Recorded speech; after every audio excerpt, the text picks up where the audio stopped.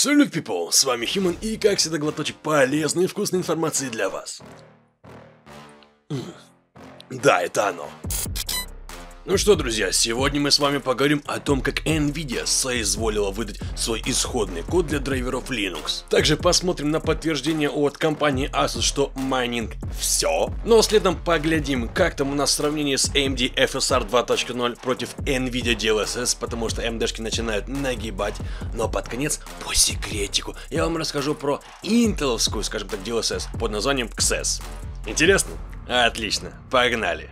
Открытый исходный код от Nvidia для Linux. Что это значит? Это хорошо, это плохо. Что мы вообще имеем по факту? Ребят, это хорошо однозначно. Начнется более тесная интеграция с операционной системой. Возможности отладки появятся. Ряд интеграций. Да и сами разработчики смогут внести сюда намного больше собственного развития в технологию. Ну а для поставщиков дистрибутивов Linux, модули с исходным открытым кодом, но они упрощают все. А все это также улучшает пользовательский интерфейс как для подписи, так и для распространения. Ну, я имею в виду драйвер графического процессора Nvidia. Ну, допустим, те же Canonical и SUSE, они могут немедленно упаковать открытый модуль ядра в дистрибутивы Ubuntu и SUSE Linux Enterprise. Разработчики могут отслеживать пути кода и видеть, как планирование событий ядра взаимодействует с их рабочей нагрузкой для более быстрой отладки основных причин. Это еще больше поможет улучшить качество и запасность драйверов графических процессоров Nvidia, как раз таки благодаря отзывам и отзывам сообщества конечных пользователей Linux. С каждым новым выпуском драйвера Nvidia публикует снимок исходного кода на GitHub. В итоге представленные сообществом исправления проверяются, и если они одобрены, интегрируются в будущей версии драйверов. И даже уже сейчас, если вы обладатель видеокарточки Turing или уж тем более Ampere, уже сейчас вы можете использовать те или иные функции пигментчика. Подключение нескольких дисплеев уже не проблема. Плюс G-Sync и трассировка лучей Nvidia RTX как в Vulkan, так и в Nvidia Optics. А более надежная и полнофункциональная поддержка GeForce и рабочих станций уже появится в следующих выпусках. А модули, такие как Nvidia Open Kernel, в конечном итоге вообще заменит драйвер с закрытым исходным кодом. К тому же драйвер режима ядра с открытым исходным кодом, он работает с той же прошивкой и такими же стеками пользовательского режима, ну как CUDA, OpenGL и Vulkan. Однако все компоненты стека драйверов, они должны соответствовать версиям в пределах выпуска. Ну, то есть вы не сможете взять выпуск исходного кода, собрать и запустить его со стеком пользовательского режима из предыдущего или будущего выпуска. Так что да, друзья, обновляться железом или софтом в том или ином смысле, ну так или иначе, но придется. И что здесь самое крутое, особенно для энтузиастов, вы можете самостоятельно создавать модули ядра из исходного кода. Ну а потом устанавливать их с соответствующими драйверами пользовательского режима. Ну что, друзья, как вам такой жест Nvidia? Лично я бы сказал так, что скорее всего это очень похоже на то, чтобы отдать все на аутсорс, освободить свои ручонки для других каких-то миссий, скажем так, а пользователи, энтузиасты, креаторы, контент-мейкеры в плане приложений и игр, они сами все допилят. Вот, и таким образом Nvidia создаст, скажем так, определенный вакуум информации, что-то, да, возьмет для себя, чтобы самостоятельно тоже где-то что-то улучшать. Возможно, даже для искусственного интеллекта, кто знает. Ну, поглядим. Мне лично именно так это все видится. Ну, а вы напишите свое личное мнение, что да как вам видится.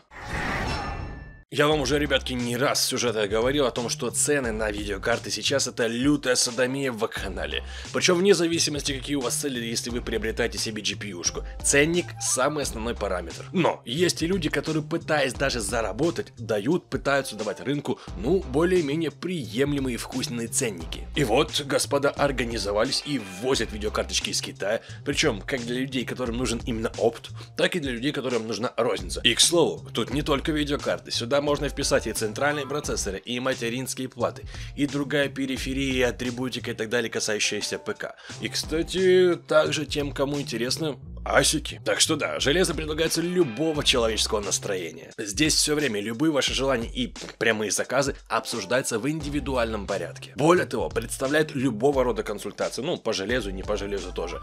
Причем напрямую на русском языке, а не вот как это бывает, если вы там работали с Китаем, Alibaba, AliExpress и так далее.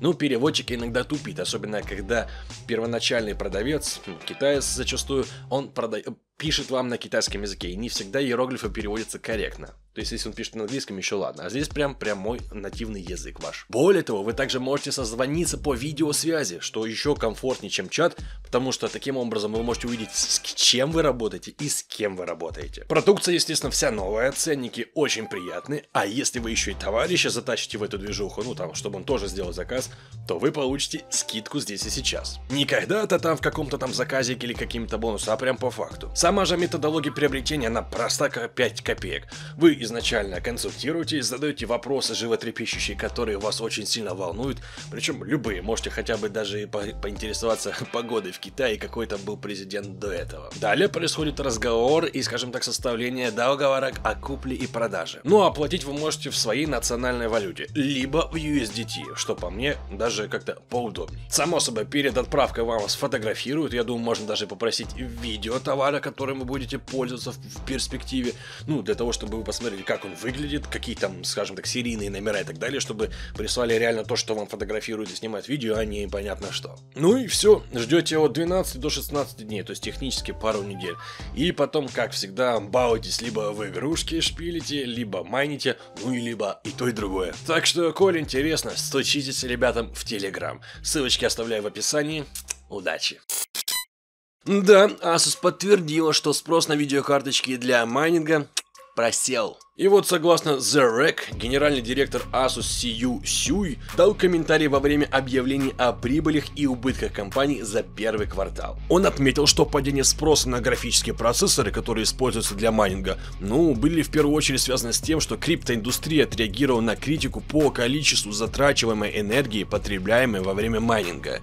Сюй, вероятно, имеет в виду предстоящий переход Ethereum от его текущей модели доказательства работы к доказательству доли, что теоретически устранит проблему высокопроизводительных графических процессоров для майнинга криптовалюты. А если мы еще сейчас посмотрим на RTX 4000 серии, где там жрет полкиловатта и больше, так тем более. В то же время разработчик Ethereum Тим Бейка, он недавно подтвердил, что переход состоится не в июне, но этим летом. Ну а другим фактором, несомненно, является так называемый крах крипторынка. А на этой неделе еще из криптовалютных рынков было утеряно почти 1 триллион долларов, а низкие значения криптовалюты означают меньшую прибыльность майнинга, что в свою очередь увеличивает доступность графических процессоров и снижение цены. И как ни крути, видеокарты уже все ближе и ближе к своей рекомендованной розничной цене, особенно чем они были с начала кризиса.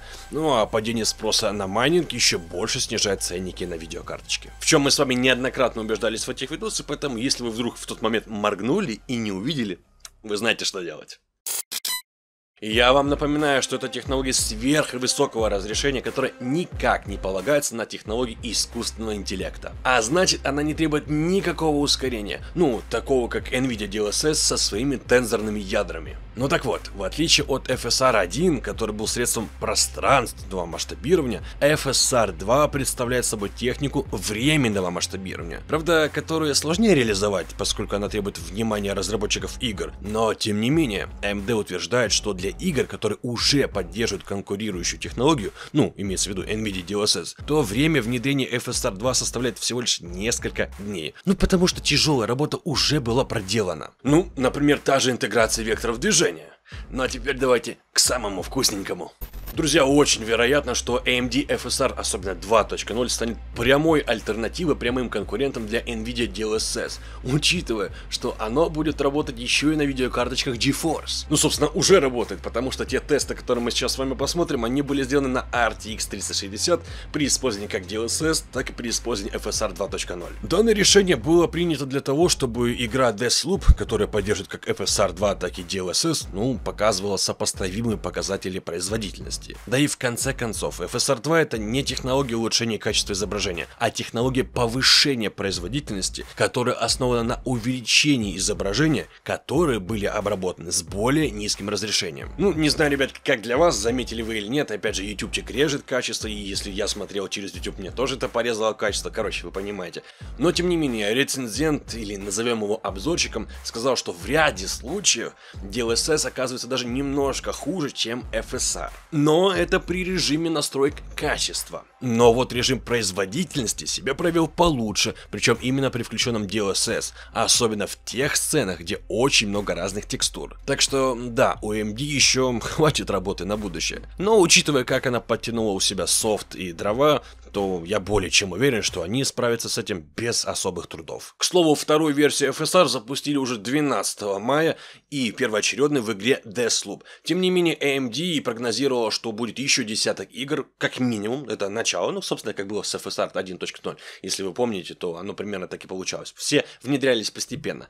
Так вот эти вот игры, еще десяток, если может быть даже и более, будет внедряться постепенно вот уже на днях. Так что, да, явно ряд энтузиастов достанут свои микроскопы, чтобы смотреть в зуме, что там с пикселями у кого получше.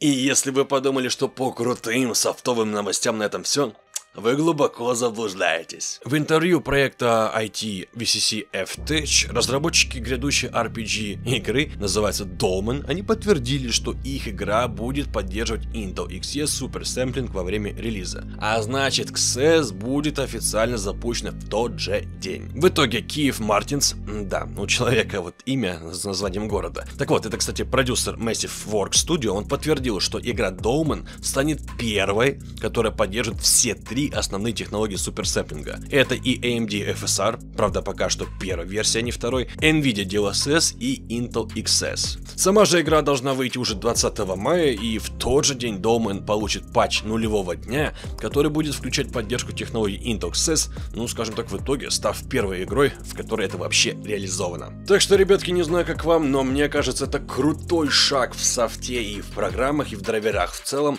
для трио в этом мире железа. AMD, NVIDIA, Intel. Еще бы Intel карточки выпустили поскорее, и еще бы не сверхсырыми, было бы замечательно. Но это вроде как в июне, пусть даже в конце, так что осталось ждать не так уж и долго. Поглядим. Но на этом, ребятки, у меня для вас на сегодня все. С вами, как всегда, был Human. И, как всегда, кайфовой вам игры.